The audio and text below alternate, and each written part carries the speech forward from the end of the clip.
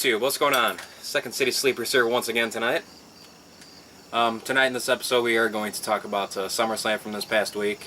I know myself, I'm sure Bill as well, pretty much thought this was going to be probably the worst SummerSlam of all SummerSlams. And going in with that mentality, it actually wasn't that bad. Expecting the worst, it was okay. Started off with a Hogan segment. I didn't really see it because my feed was cutting out. But from what I told, he just came out and promoted the network for about 2 minutes and walked off. Didn't understand the whole point of Hogan have to be there for that. Yeah.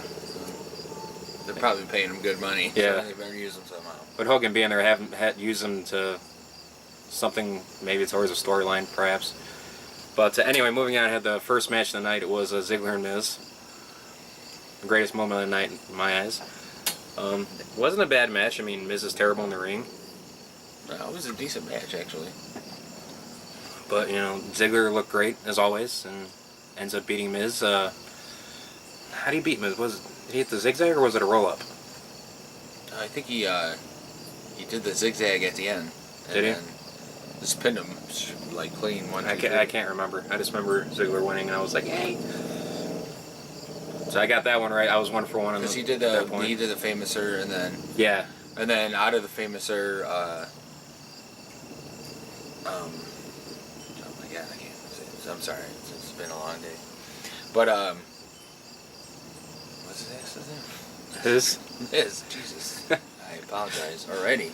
But out of the Famouser, Miz took him and did the skull crushing. Okay, yes, yeah. And then like right after that 1, 2, 3, no, and then boom, he hit him with the zigzag and 1, 2, 3. Ziggler was your new Intercontinental Champion, and I thought that was awesome. Yes. Like, finally, you're giving this guy, who you think is injury prone, has not been injured since, I don't know, about probably 2 years. I was gonna say a year and a half at least. Now you're giving credit where credit is due, and he won, so that was good. That was a good way to kick it off. Yeah. So I'm like, all right, SummerSlam, I'm hooked. Let's go. It was like, after that, hopefully Ziggler will go on to win the major title in the future. Probably not a ways down the road because they got other plans going on within the company. But now the major title is literally the major title now. So yeah. That's awesome. Yeah, which the new belt looks stupid, but it's not the spinner title, so. We'll talk about that. Yeah, we'll talk about that when we get into Raw. Which will probably be on the next video because I think we're going to do separate videos. Yeah, next up we had Paige versus AJ. I actually got this one wrong. Paige ended up winning. Did Paige even win with the Paige Turner? Oh. Didn't she do some new kind of move? Oh, I can't believe you didn't know that. Yeah, it's because how Paige won was the best move I ever saw in professional wrestling in 10 years. I remember something different. She, AJ did she did the Black Widow, and then AJ did like a suplex. As she picked her up for a suplex, dropped her down for a DDT. Mm-hmm. Boom, knocked AJ out. Yeah. Like the best move I've seen. And the way she had it happen, like the way she did it was so awesome. It's like, all right, she won. Boom, there you go. And I'm like, now AJ's. I don't know how long she's going to be into WWE. There were some rumors going around within the last 24, 48 hours. But I thought that was a hell of a match. Yeah. Just the way they did it for a women's match, and the way they ended it. Paige with that suplex DDT. No, that was phenomenal. So those two are awesome in the ring. That was very good. There is some speculation or rumors, I would say, going around that AJ might be leaving the company soon. So this kind of extended these rumors somewhat. That she lost the title, but I guess certain WWE executives said that those rumors are false, that they had not heard word of that. Whether or not that's true, I mean, it wouldn't be the first time they would lie to us about something. They're going to have one more match, so it's kind of like the rubber match. Yeah, they'll go at Night of Champions. Blah, blah, kind of like the same thing with the tag titles, with the Usos, and who were they going against at the time when they did that 3-on-3? Or the best out of 3, and then the Usos. Oh, that was the Wyatt brothers. Yes. So, and then the Usos finally. That was an awesome one at the last pay-per-view. Poor Wyatt brothers. Now, did they piss people off? We'll get into that in the next video. But next match we had. God damn it. We had Rusev versus Swagger. I ain't gonna lie. I fast forward through that. Yeah. I just got off of work. Nobody got time for that. Yeah. Terrible match. They try to make it look like holy crap. Might try to make it look like Swagger would actually win that match at a certain point, but I think 99 out of 100 people knew Rusev was going to win that. Just because they're trying to push him to be the next big heel. Oh, God. God, is he bad. Triple H, you're stupid. But yeah, Rusev wins. Swagger actually didn't look too bad, actually, for a change.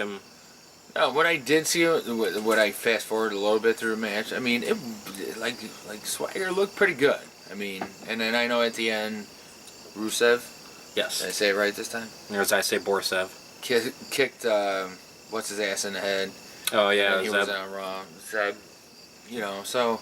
Yeah. Yeah, that was like if nobody knew how to bet on wrestling, I would have bet everything I owned on Rusev winning that match. And sure as poop, he won. So. I would have bet the house on that. Yeah, exactly. But moving on, the match was actually pretty good for the Lumberjack match. We had Ambrose versus Rollins. Oh, it was phenomenal. I thought it was very good. I said it was really good for a Lumberjack match. It was great. The Lumberjack match it's so stupid to me.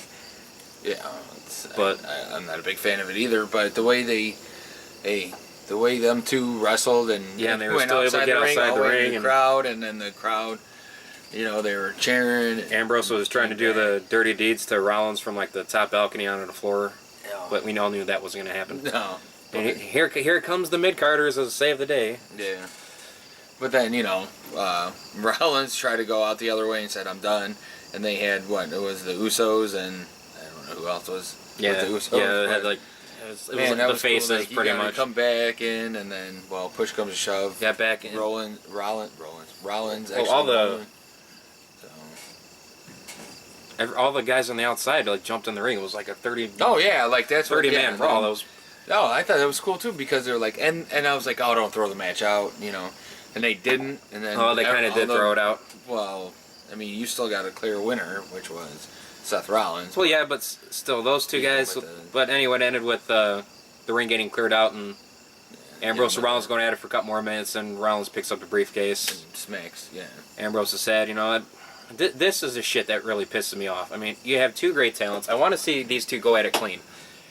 I mean, they'd have another match on Raw coming up, which we'll talk about in the next video, but let the two go clean. I'm tired of this bullshit with having stupid-ass endings. I know he's a heel. I know Rollins is a heel, and he's going to do the cheap, easy way to get out of the ring, but let the two go at it clean. I want to see a clean match between two guys who easily could be, that will be your future of the company 5-10 years down the road. They're going to be your main card guys almost every pay-per-view.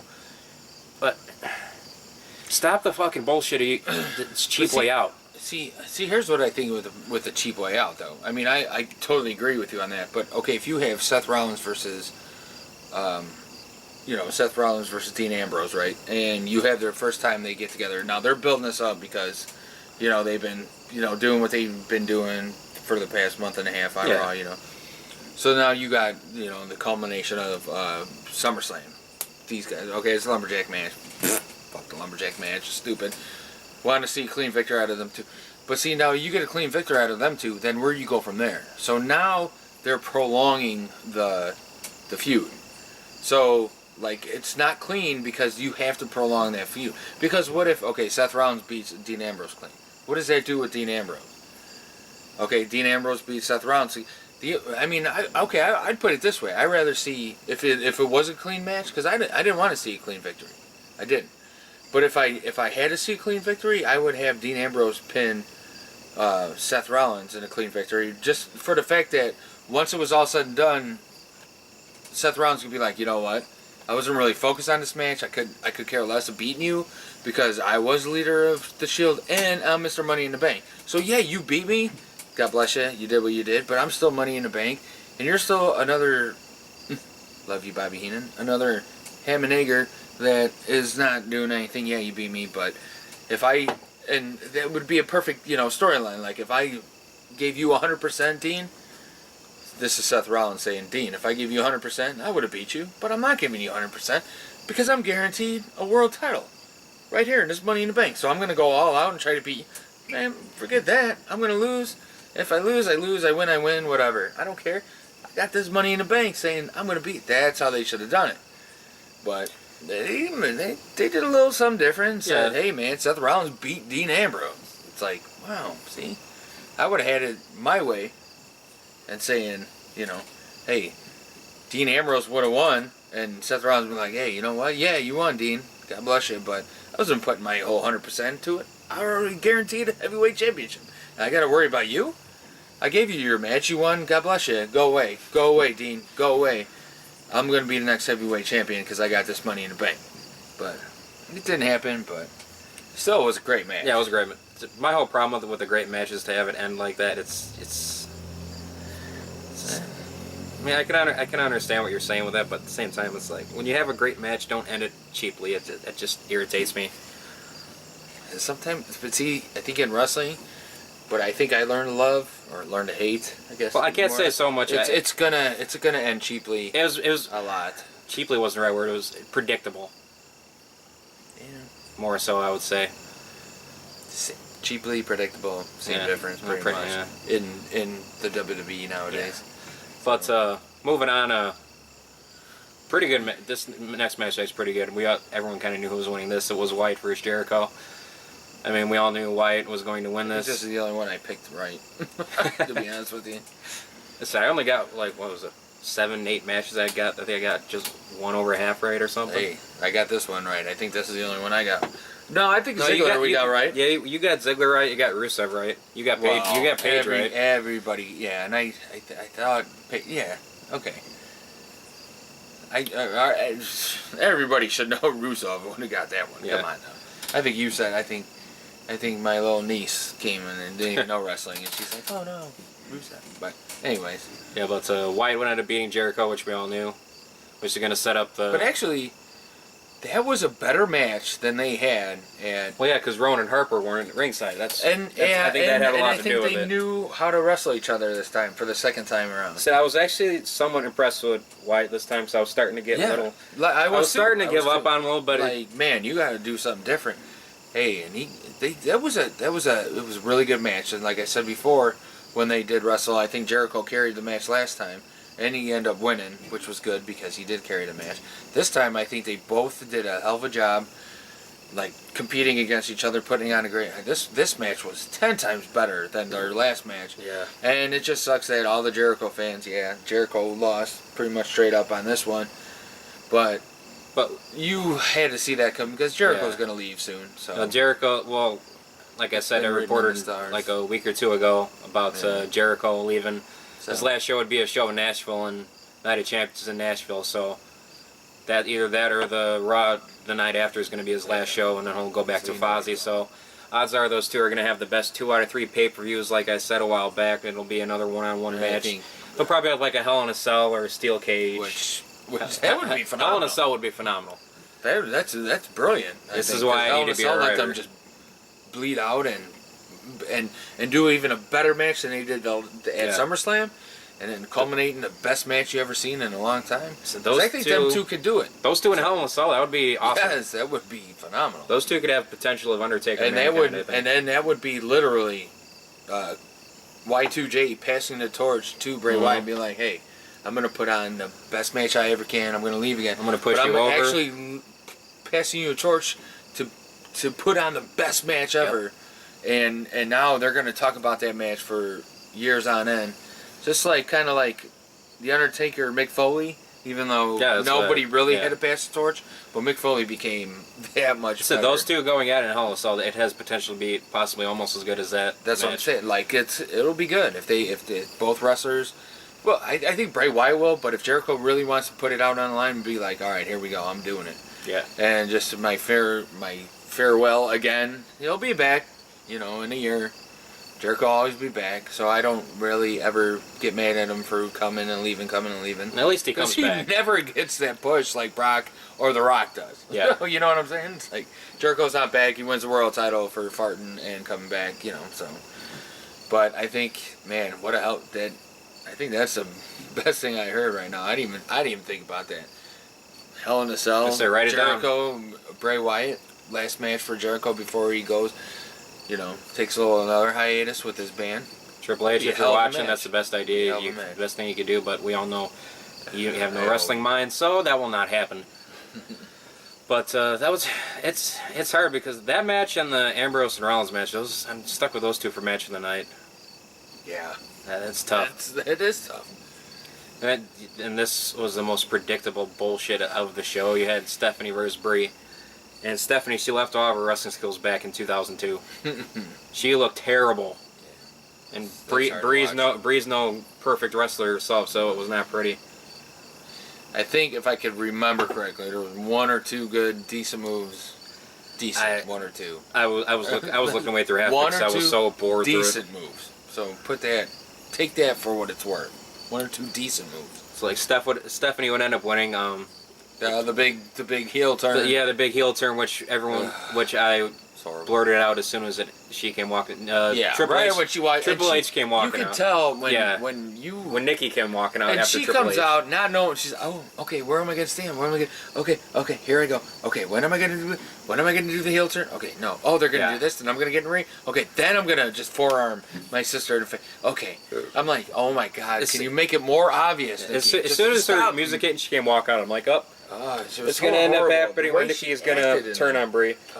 Sure the way enough, she acted down Brie does a baseball slide drop kick or something like that. So Triple H, she gets knocked down, and Nikki's just standing like, well, what do I do? Yeah, and then she walks around the ring. Yeah, climbs in, and you're like, and I'm like, oh, this is so. And then the only thing, like, there's a second because Steph backs up into Brie's crotch. Which I was like, ooh, yeah. Nice. But her back of the head hit it, and then she got up and she's like, oh my god, it's 2-on-1. And I'm like, nope, right there. Mm-hmm. And then, bam. Forearm to Nikki, gave it to Brie, and it was over. Stephanie wins. No one cares. I'm kind of surprised. I'm kind of surprised they didn't let Brie win that. Because Brie did not. Because Brie got shit on Raw the past Monday. That's what I kind of thought Brie would have won. See, that's when I understand it, but that's when you overthink it because you knew that there was gonna be a big swerve, a big heel turn. Yep. And that was your big heel turn on SummerSlam. Anyway, this was probably the second worst match of the night, aside from the last 5 minutes of this match, which was outstanding. Reigns versus Orton. And I called that Reigns would win this. I mean, it's kind of hard to continue to push Orton, especially when I don't remember the last time he's won anything. And because he's getting towards the end of his career now, I'm starting to think. I think he's only got a couple of years left. But Reigns would win, and the last 5 minutes of that match was outstanding, though. No, it was like... See, the RKO that Randy Orton gave. The RKO was when awesome. Reigns went for the spear or whatever? Yeah, that was pretty badass. That was the greatest RKO I've ever seen. Yeah, that was like... Okay, here's like, I mean, not to argue with it, but Randy Orton needs a different... He needs a fresh new perspective. They need to do something different with the guy. Keep him the same way he is. He needs to go back to Legend Killer. You gotta spice it up. Yeah. No, you can't go back to Legend Killer. Or maybe you can, but spice it up a little. Because you are the same boring piece of poop. And, man, we're saying you poop are... now. Yeah, well, I mean, if we say shit, we might get in trouble. I don't want to say shit, fuck, damn, or motherfucker anymore. Because we are not talking about retarded kids. I'm just joking. We're talking about retarded kids.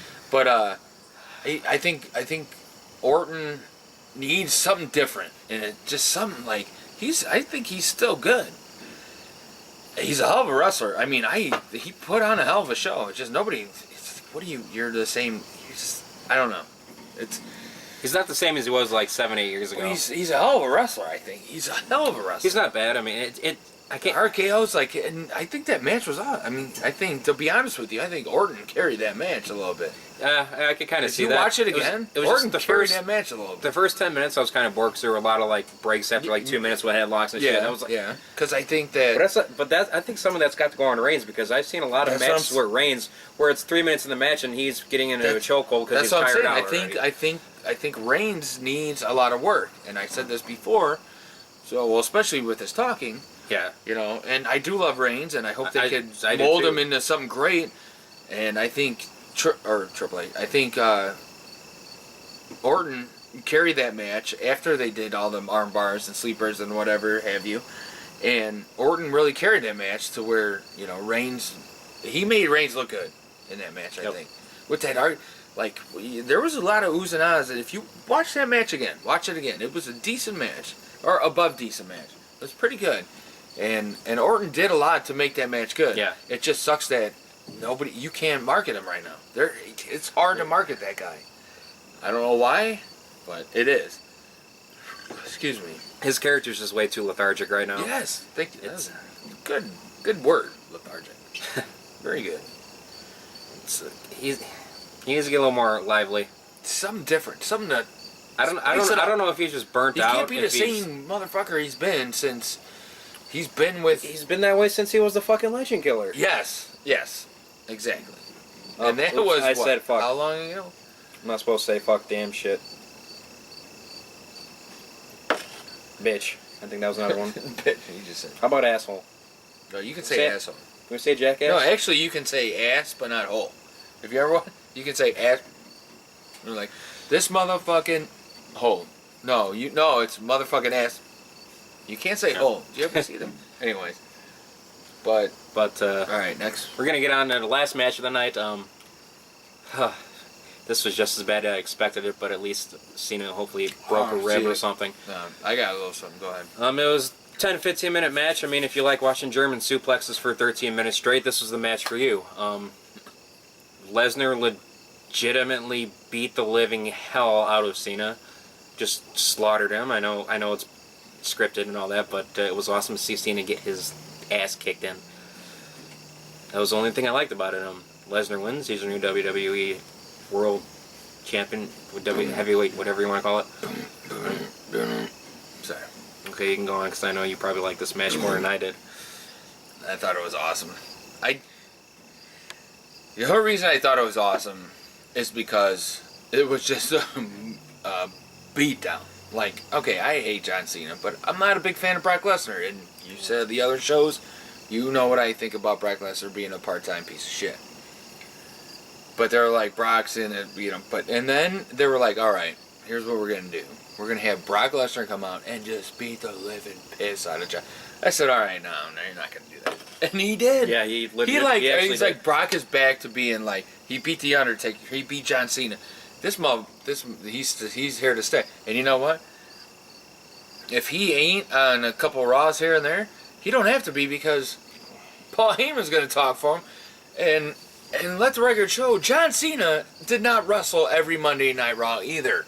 Okay? He came out, talked, like, some people like me, some people hate me, blah, blah, blah. Same thing every week. He didn't ever wrestle. He never wrestled since he became champion, or many times when he was champion. He never wrestled every week. And you know what? I don't need to see Brock every week anymore. Hey, he's the heavyweight champion. He's a bad mother. Shut your mouth. Paul Heyman's going to come out and speak on behalf of Lesnar. That's all I need to see. That's the same thing John Cena was doing, but he brought his ass out because he had no one to speak for him, and John Cena thought he could speak for himself. So that's exactly the same thing that Brock Lesnar's going to do. But he gets to sit at home because he's worse than Forrest Gump on a microphone. I ain't gonna lie, I like the dude now, but he can't talk to save his life. But he's got Paul Heyman to talk for him. And he don't need to show up every day. If he ain't wrestling on Raw, there's no reason for him to be there. Here's what you need to do. Brock Lesnar would be like, here you go, Paul.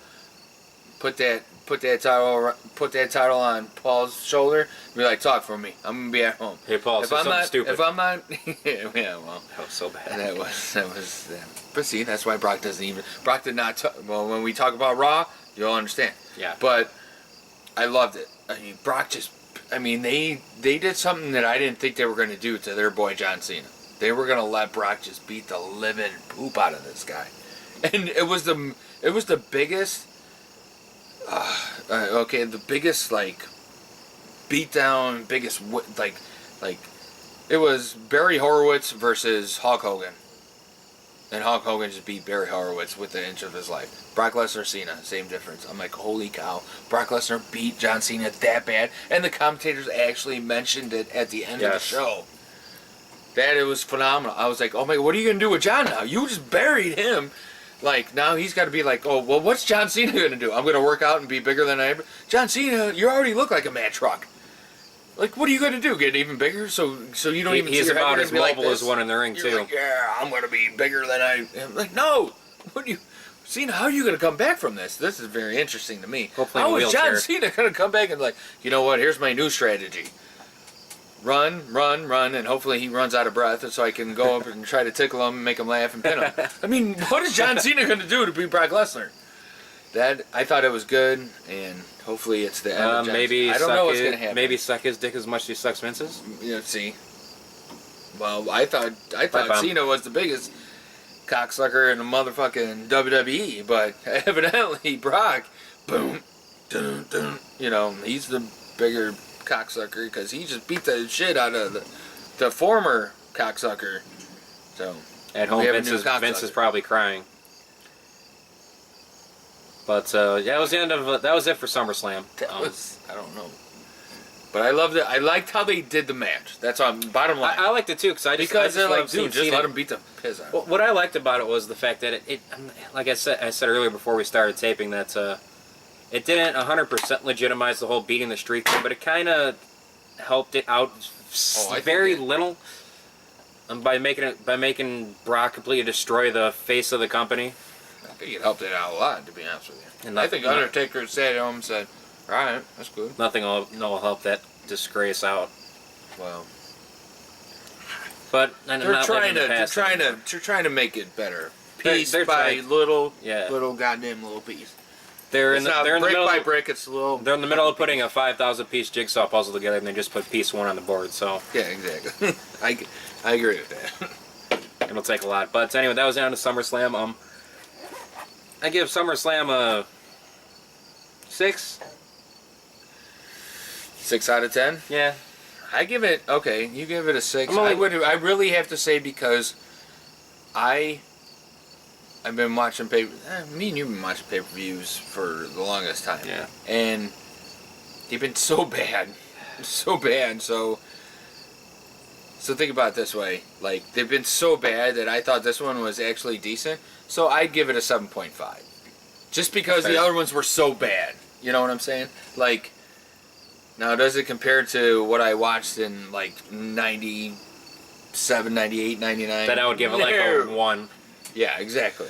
But now the crap that we're watching, 7.5, because it actually intrigued me. I watched the whole thing, barely fast forward through it, except that Rusev and Swagger crap. Yeah.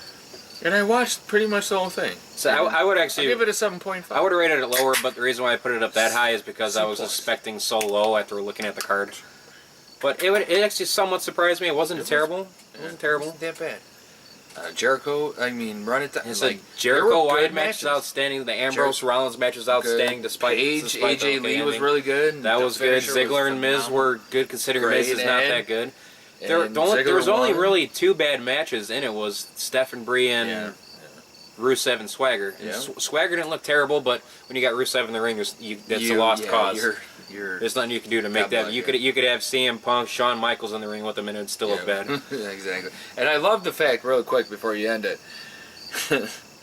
there was a caption I see, and I'm not gonna tell you if I saw it on Facebook, Twitter, or wherever. The Usos and Sheamus all sitting like this, right? They're like, yeah, and they're like, thank God we're not booked on SummerSlam, because every person that was booked that had a title lost. So the Usos and Sheamus were like, thank God we weren't on that motherfucker, because we still have our titles. That's one thing I liked about the pay-per-view too. There were title changes for a change. Yes, and I love a good title change. Yes, and I do. And that's why I thought it was even. That's why I give it a 7.5, because it was shocking. I thought the Divas was a little shocking. I was a little surprised. A little surprised, and I thought the Intercontinental title was good. Yeah. I didn't really say it shocked me. It was really good. Yeah. And the World title. You know how I felt. Yeah, you thought Cena was going to win. But hey, that was not the way Brock won. I thought it was like you said, nowadays overall pay-per-view. It was a great match to push Brock over real big after WrestleMania. Wow. Here we go. Who's going to take on this machine? Yeah, and I miss that. You don't have a dominant motherfucker, and you haven't. And Brock was back in the day, and now they're making him again. And you know what? He still can do it. Yep. Don't make him talk. And you know what? I love it. Then he just beat Undertaker, and then he beat John Cena handily. So now have him. Hey, knock on glass. Have this dude run all the way to WrestleMania. I would love it. And see who they're going to have him go against supposedly Brock at WrestleMania? There's it's going to be The Rock or Roman Reigns. There's an argument between Vince and Triple H. Vince wants The Rock versus Vince. Vince wants Rock versus Lesnar. That would be an extremely bad idea. Guys quitting again like Punk did. Yeah. If you do that, but if you have Reigns Brock, would be a great idea if he comes along a little more. I mean, I'm still not. I would have to go with that. I love Reigns, so but like, he needs. I'll be on record right now. Have right now SummerSlam. What was it? What was the date? 2014. What was that? The 17th. August 17th. August 17th, 2014. Have Brock Lesnar hold the title all the way until WrestleMania. And now, who is he going to go against? The Rock, Roman Reigns, or... I got it. Or I don't say CM Punk. No. Because I'll just... No, you're going to like this one. Sean, anything? Yes. And let the record... Oh, well, that's a Raw recap we got to do, so... Let the record show I still hate that piece of shit. No, he's back with a vengeance.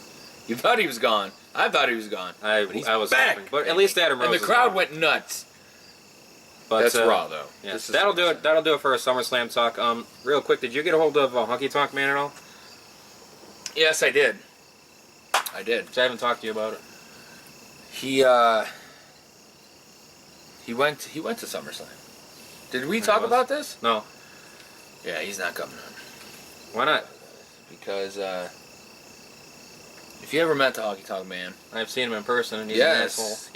Hey, I like you, Honky, and I will get him on this show, but just not right now because he's dealing with some issues right now.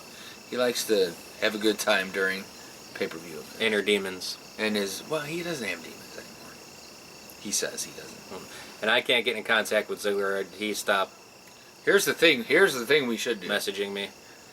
We'll see. We'll put a bet on me and him. Who can get who on first on this panel sitting here, right here. Ziggler or Honky Tonk Man.